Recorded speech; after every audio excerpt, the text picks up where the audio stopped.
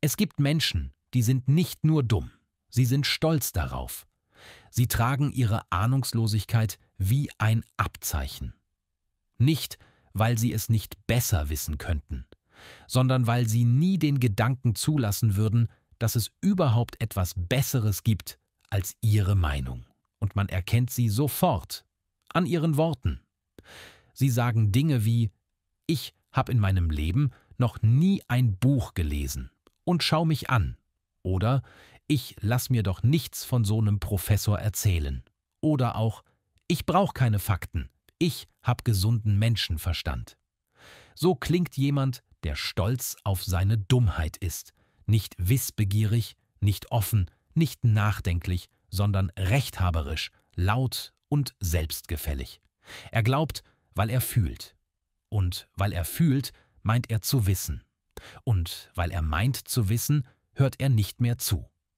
Dummheit mit Stolz ist gefährlich, denn sie lernt nichts mehr, sie diskutiert nicht, sie diktiert. Sie will nicht verstehen, sie will gewinnen, egal wie falsch sie liegt. Und das Schlimmste: Sie verwechselt Widerstand mit Wahrheit. Je mehr Gegenwind, desto mehr fühlt sie sich im Recht.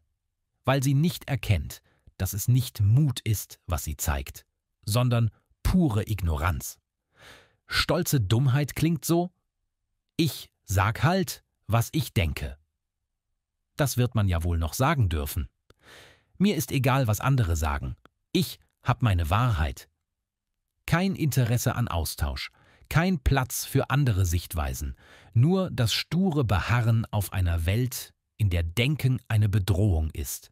Denn wer denkt, könnte ja merken, dass er nicht recht hat.